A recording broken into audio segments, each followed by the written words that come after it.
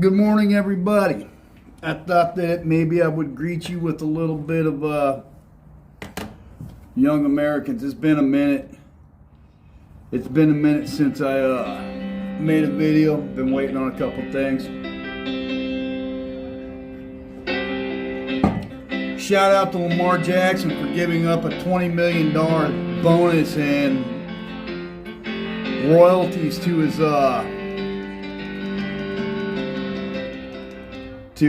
sponsorship deals, man. Quarterback for the Baltimore Ravens, man. Hey, Lamar Jackson, you got a new fan. I got a meeting at work today, so I gotta hit it a little bit sooner than I normally would, but am I still too young? Oh man, can you hear that? Took him minutes, it took her nowhere. David Bowie, Young Americans. So anyways, I wanted to make a video. I was watching this thing on this channel, Modi Speaks, this morning. And this lady on TikTok is asking, so white people, I want to ask you a question. First of all, if I were to come out with a video that said, hey, black people, and Modi makes this point, but she's black, it's not going to be received very well. So, you know, I'm looking at this, and I'm going to have an open mind. And bear in mind, my perception, I grew up with gangs in LA, like I've said on my other things, and we're not apologetic like to that at all. So, and it cost me some trouble. I was looking at an attempted murder charge a long time ago. So you go there in your house with other people that are also in there potentially for murder, and respect's a big thing. If you don't respect people, it can cost you your life, but also at the same time, you're definitely in there with people that are completely cool with like ending your existence. And so if you think you're going to buck up because you're black, Latino, or white, you're going to find someone that will test you. So that's my perspective. My perspective also comes from my mom smoked pot with Charles Manson, right? Hippie chick. She missed the Tate LaBianca murders by like 6 months because my grandmother found out she was going up there, and she made my mom go up there with an undercover cop from LAPD. And so there was that, and my biological dad was a post-operative transsexual, man. I don't give a shit what people, I don't want to cuss, but I don't care what people think or what they're going to make of that. I grew up my whole life fighting. That was one of the primary reasons of it, and it was before it used to be cool. This is back when there was a huge stigmatism, and there still is, but I mean back then it was really bad. So I grew up fighting my whole life. And I'm saying that for the benefit of any people that think that I'm going to be apologetic or any certain way just because I've got a certain skin tone. So, let's get into what Modi Speaks has to say. White people. White people. Question. What does it feel like to be white? Hey guys, my name is Modi and you're welcome back to Modi Speaks. Today's video is on another level, okay? This is Modi talking about, I'm going to get back to the lady because... But especially if you're white in America. She wants to know what it's like if I'm white in America. How does it feel? I know, being a black person, especially a black woman, one of the biggest issues is that we're always exhausted carrying our entire race on our backs. I'm going to disagree with that. Monolith, even though we're not a monolith, and that one of us can mess up and it would make the entire race look bad. That's not true. And I'm sure it's the same way for Mexicans. And, no, it's not the same way for Mexicans. I lived in Mexico for over 10 years. Talk about stuff like that. So let me know. Stitch, duet, whatever. But how does it feel? Okay. So, say hello to Sarah Lee Haslow. I'm going to turn the volume on this down. So anyways, she's asking what it feels like to be white in the United States. And then there's a couple white people on here that go on about thinking a certain way about how it feels about not being able to be proud And yeah, she pointedly asked white people how it.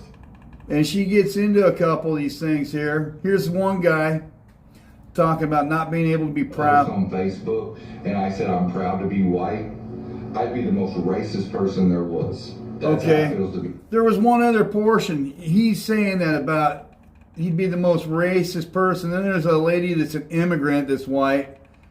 But there's another guy that goes on to be about he would be racist if he was proud to be white. Then there's this guy. And then we've seen him before. We are going to exterminate white people. How they're going to exterminate white people. Is the only conclusion I have come to. We have to exterminate white people off of the face of the planet to solve this problem. Now, how do you think it feels to know that some people believe we should be exterminated? Okay. So, I'm going to stop this video. Actually, I'm not going to stop it. I'm just going to go over here. How does it feel to be white in the United States? I'm going to tell you how it feels. I'm glad that you guys brought this up. I'm going to be paying attention to both cameras because I want it to be interesting to you. How does it feel to be white in the United States? I wake up every day, I don't even think about it. And not from a place of privilege. I've got truck payments, electrical payments, payments on the water, payments on the gas. This is not my mom's basement, it's my basement. And I go out and I live in a very liberal place that's surrounded by rednecks everywhere. So, saying that, I run into a lot of people. There's a lot of demonstrations not far from where I'm at, and you're going to run into people that think that that you need to capitulate a certain way just because you're a certain skin color. And as I started out the video, there's Lamar donating all that money. Man, I got choked up yesterday when I heard Lamar Jackson donated $20 million to children and homeless people and vets, etc. Because that's a huge thing, man. $20 million here, just take it. You can have it. Huge deal. And then there's people, and that's just huge respect. And the guy happens to be black, so I don't ever really wake up thinking about what your skin color is, what my skin color is. And I'm cognizant of the fact, I've lived in New York, I've lived all around, that when you go certain places and you see people with certain skin colors and stuff, they're going to automatically ascribe you to a tribe, whether you like it or not. And that's just the way it is. So there is no escaping race because people have eyeballs, people can hear, and they make their own assumptions and their own thoughts and judgments based on what their life experience, lived experiences. I hate that thing. Like something's not accurate because you haven't lived it. You got a pair of eyeballs. No one needs to tell you anything. So I wake up every day and I got to go out and be successful every single day. And sometimes I go places, what it's like to be white, having the Small Business Administration tell me straight out that they're going to discriminate against me because I'm white, I'm a male. And the lady that I talked to laughed about it. What it's like to be white, there are a lot of times I'm going to be judged, and I told you, like when I was younger, I was fighting an attempted murder charge.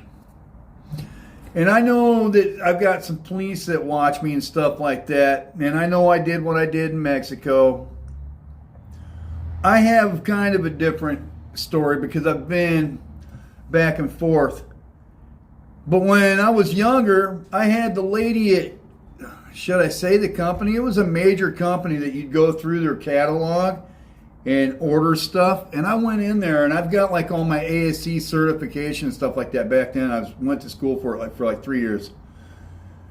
So I'm completely qualified to fix anything. I mean, I've got a 10-ton jack sitting right here behind me. I don't know if you can see it, but there's a 10-ton jack sitting right there. And I went in and the lady told me straight up that if I had any issues, that they were going to discriminate against me, even though I'm white and even though I'm a male. And I didn't get the job, even though I was more than qualified. And even though I'm not a felon, if you can believe that. What it's like to be white in America. I wake up every day and I have a family that depends on me, that I need to make sure I get up and I go and I do my very best to make sure that they're taken care of. And that would be true if I was Latino, that would be true if I was black, whatever. One of the saddest days, because I like hit all the buttons. I'm white, I'm Christian, I'm a male. One of the saddest days in a male's life is when they become a man. And you realize that children are special. Women are special. But you being a man, you are no longer special because you don't fit into either one of those two groups. And so you realize nobody gives a damn about you. And that's just the way it is, and it's okay. So there's like, when I think of black people and when I think of Latinos or Orientals or colored or whatever, and I'm going to be honest, I donated money to unpopular causes, more than one, plural, because I believe in freedom and I believe in the Constitution about being able to have a good self-defense, an adequate self-defense in a court of law. I believe in the right to confront your accuser. So when I'm thinking, that guy was black. And the other one was white, and it was a white lady saying something disparaging, but also someone was doing something to her property, her personal effects. So this is what it's like to be white in America. Having dealt with the attempted murder thing when I was young, was in LA, and they put us in the crip module, and we got the shit beat out of us. I don't like cussing, but I mean it's what it was. And the guards did it. They thought it was funny, and we were unapologetic about it. And the thing that saved us is we had a pencil. There was two of us, and you know, going through something like that, it's going to tell you the truth about a lot of things, but it's also going to. We get strong through difficult situations. And so no matter who you are, what it's like to be white in person, I am certain that you have a number of difficult situations.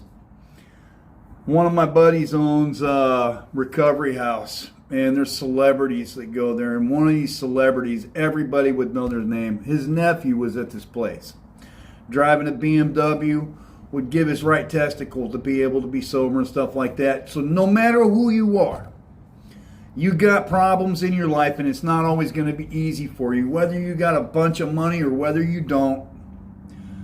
So being white in America, it's going on 15 minutes. I'm going to button it up. I don't get any special privilege because I'm white. More white people are shot by police than any other race in this country.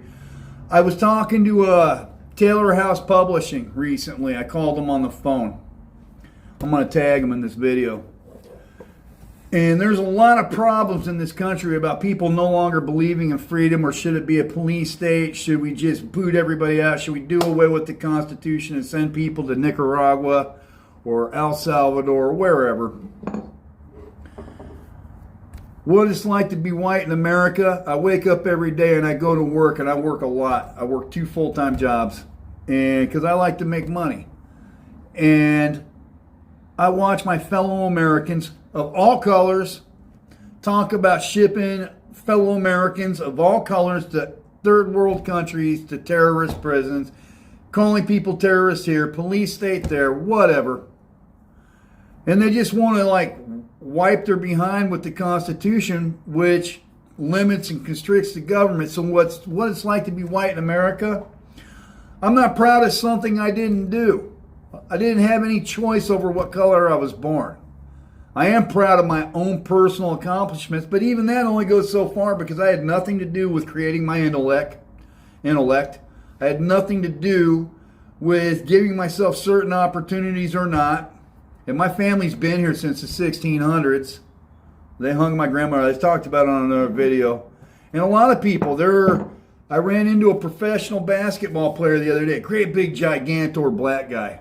And it was at a liquor store. And he plays professional ball in Japan. We get out. I got a nice truck. And I get out, and we get out of the liquor store. And he's got a nice Mercedes. And I'm like, man. And we were at a Louisiana place. It's funny I'm wearing this thing today. We're wearing at a Louisiana food shack right next to this liquor store, right? And I told him, that's right, get money. And the guy was really articulate, cordial, super cool, man. So there's not this rift that needs to exist between white and black people. And getting into the more white people are shot by police.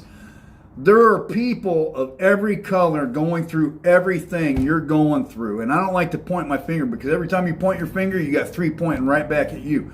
So we've all got these problems in common, right? And it's kind of what it is, man. Life is hard for everybody. And I don't want to live in a police state. And I like living in a place where people are free. I like living in a place where people are free to be racist, even if it's black racism levied at me. Or if the reverse is true, because you can't let the government tell you what you can think. Because if you do, or what you can say. Because if you do, you're no longer free. That Constitution is for restricting the government, not you, not your neighbor. And like that thing that they like to say, your rights end where my rights begin. This is true to a certain extent, but only as far as like physical integrity goes of your person and your property. It doesn't mean that you're free from being offended. So when I see Modi Speaks, I don't have any problem with her. I don't have any problem with Candace Owens. I don't have any problem with the Cartier family. I don't have any problem with people on the opposite spectrum that are all the way left or even socialist. I don't have any that happen to be black. I don't have any problem with hell, I can't even think of his name. The reverends that are always Reverend Jesse Jackson or any of those guys. I don't necessarily. Maxine Waters, there's a good one. I don't agree with that lady at all, but she absolutely has the freedom to speak her mind, believe what she believes, and express her perspective based on her experiences to everyone, including me, and I don't have to like it. So there's some videos that I would like to do on other things about police and John Wick and stuff like that, but this video isn't about that. This is about what it's like to be white in the United States. Like I said, I wake up, I like to pray what it's like to be white in America. I wake up, I pray, I go to work, I come home to my family that I care about, and then I repeat it because that's just the way it is. Nothing's for free. There's no free lunches in this life, at least not for us, the working class. So I hope that you guys like my video. If you want to, like and subscribe. If my channel blows up, it blows up. If it doesn't, it doesn't. I don't care.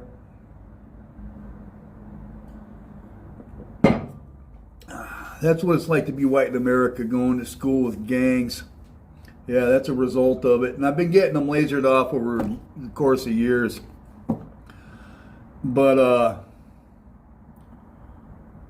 you know, you can't... I try like hell not to judge people based on their appearances and stuff like that. I mean, definitely not their skin color or any other biological trait. I like to judge people on what they do. So you live and learn. Hey, if you like my channel, like and subscribe. And if you don't, have a wonderful day anyways. I gotta get.